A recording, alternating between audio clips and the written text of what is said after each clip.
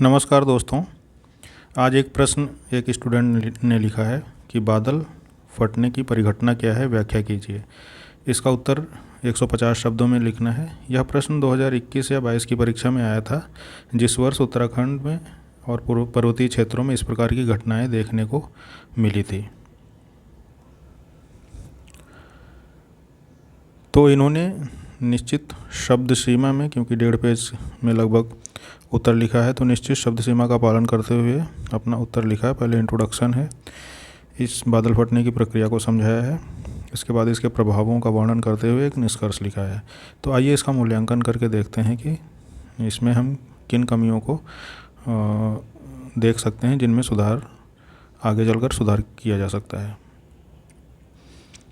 तो उत्तर चेकिंग करते समय जो पाया गया है कि इन्होंने आम बोलचाल की भाषा का उपयोग किया है, जिसे यूपीएससी के उत्तरों में नहीं करना है, क्योंकि एक स्तरीय भाषा की अपेक्षा आपसे की जाती है जब आप एक सिविल सर्विसेज एग्जामिनेशन की परीक्षा देते हैं। जैसे इन्होंने लिखा है कि वर्षा की तीव्रता के कारण ऐसा लगता है कि बादल ही किसी स्थान पर फट गया हो।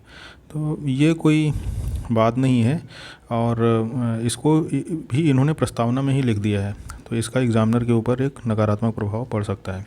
दूसरी बात, इनके वाक्य रचना बहुत अच्छी नहीं है। जैसे यहाँ पर लिखा बादल किसी ही फट गया हो, मतलब पहली चीज़ स्थान भूल गई हैं लिखना यहाँ पर।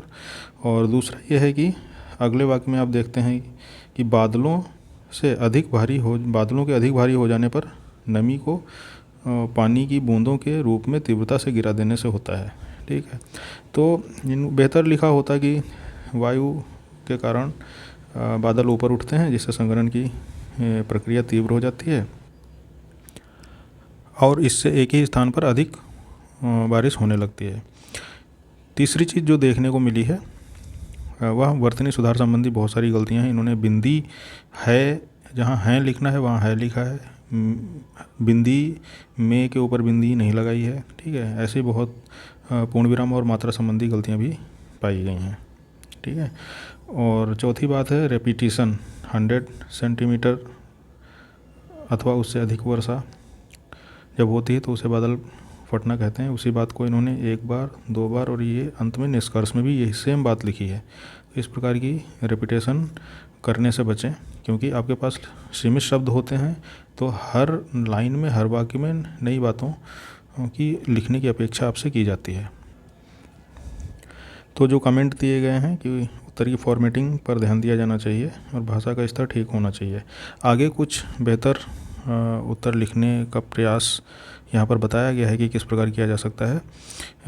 एक सीमित क्षेत्र में अत्यंत कम समय में जब 100 मिलीमीटर अथवा उससे अधिक की वर्षा की घटना घटित होती है तो उसे बादल फटना कहते हैं। यह एक प्राकृतिक आपदा है जिससे तीव्र सतही बहाव के कारण बाढ़ जैसी स्थितियां उत्पन्न हो जाती हैं।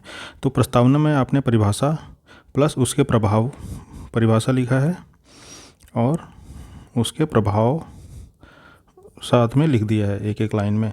अब आप नया क्या कर सकते हैं? नया यह कर सकते हैं कि यहाँ पे उदाहरण भी लिखिए। कहीं पर ऐसी घटना हुई है तो उसको करंट अफेयर से जोड़ते हुए आप उदाहरण लिखिए।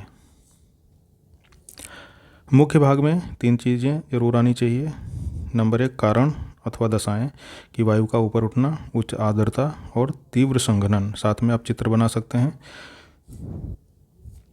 दूसरी बात महत्वपूर्ण है कि इसकी बादल फटने की घटना की क्या विशेषताएं होती हैं। तो यह सीमित क्षेत्र पर होता है, तीव्र वर्षा होती है और त्वरित प्रभाव देखने को मिलते हैं। अब तीसरी बात है प्रभाव कौन से होने चाहिए। दूसरी बात है, तीसरी बात कौन से प्रभाव दिखाई देते हैं। तो अचानक बाढ़, भूस्खलन और जान माल की हानि होती है। सबसे ब्लंडर कहाँ पे हुआ था इनके उत्तर में, आप देखेंगे निष्कर्ष में, कि निष्कर्ष में इन्होंने दोहराव कर दिया था कुछ ही बातों का। तो निष्कर्ष को एक बेहतर तरीके से इस रूप में लिखा जा सकता है कि यह एक स्थानीय एवं तीव्र गति से होने वाली प्राकृतिक घटना है। शोध एवं वैज्ञानिक विधियों के आधार पर इस प्रकार के पूर्वानुमान यंत्रों का निर्माण किया जाना आवश्यक है, जिससे इस प्राकृतिक आपदा के प्रभावों को कम करने में मदद मिल सके। तो यह एक बेहतर उत्तर हो सकता है, और इसी प्रकार के कुछ उत्तर रोज़ आपको चेकिंग के माध्यम से मिलते रहेंगे, जिससे आप अपने लेखन में सुधार कर सकते हैं। Thank you.